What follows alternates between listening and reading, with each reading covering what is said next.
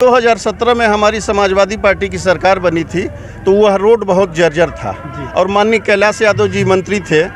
वो जो है उन्होंने उस सड़क को बनवाया और वो सड़क बनी।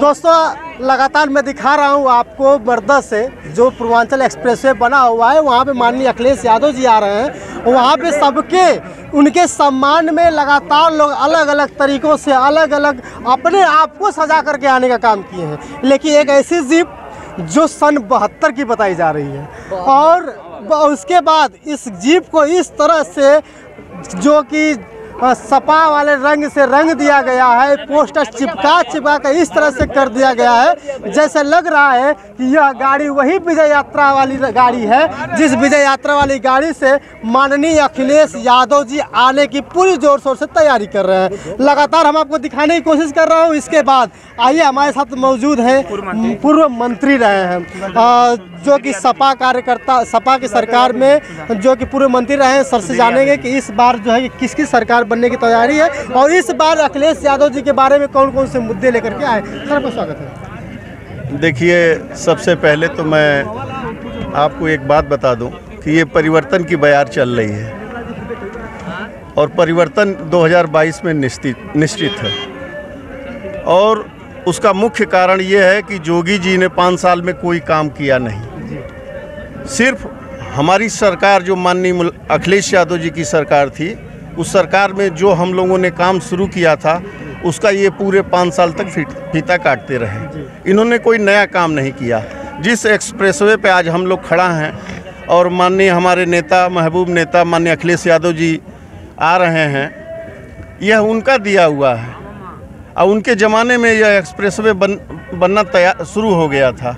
लेकिन यह मोदी जी की सरकार और जोगी जी की सरकार पुराने कामों को ही अपना काम बता करके फीता काटने का काम कर रही है। अब रह गई बात अन्य मुद्दों पे, अगर हम जाते हैं तो उत्तर प्रदेश में जातिवाद चरम पे है। खास करके दलित पिछड़ों के साथ घोर अन्याय हुआ है। और साथियों, मैं आपसे कहना चाहता हूं पत्रकार साथी कि महंगाई चरम पे है। डीजल पेट्रोल का दाम आप देख रहे हैं, पूरे देश की जनता देख रही है। इनको जनता से कोई लेना देना नहीं है। इनको सिर्फ हिंदुस्तान के 100 उद्योगपति घराने हैं, उन्हीं से लेना देना है। आप ये भी देखे होंगे कि करीब 15 ऐसे उद्योगपति हैं जो हिंदुस्तान के अरबों खरबों रुपया लेकर के वो दूसरे विदेश चले गए। तो इसलिए जो है इस देश की जनता, खास करके युवा भी बहुत परेशान है। हमारे माननीय अखिलेश यादव जी की सरकार में नौजवानों को लैपटॉप, कन्याओं को लैपटॉप, नौकरी, मतलब जितनी सारी सुविधाएं दी जा सकती थी, हाई एजुकेशन तक माननीय अखिलेश यादव जी ने दिया है। इसलिए जब जोगी जी की सरकार आई तो इन सारी योजनाओं को बंद किया। कन्या विद्याधन योजना को बंद किया। ये लड़कियों को जो साइकिल जो दी जाती थी उसको बंद किया।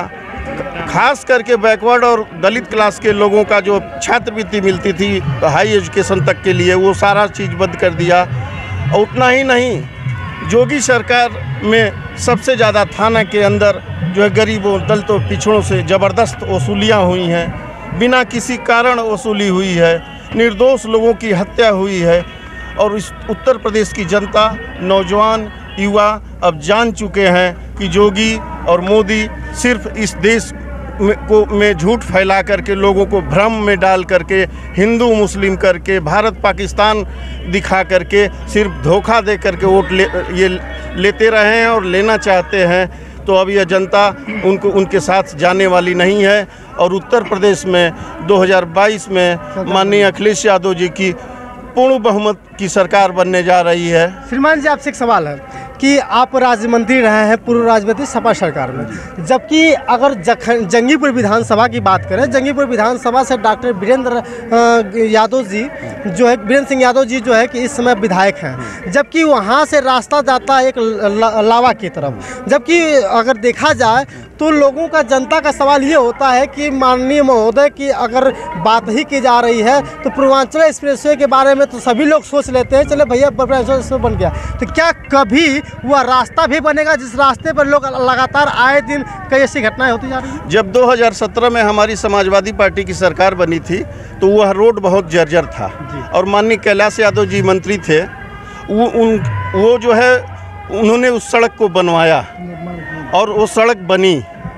लेकिन जब ये 4 लेन और 6 लेन बनने शुरू हुए उस समय जो कंपनियां काम कर रही थी वो कंपनियां जो है उस रोडों पर ज़्यादा तौर पे अपना जो है वाहनों का, ज़्यादा लोड की वाहनों का आना जाना हुआ और वह रोड टूट गई।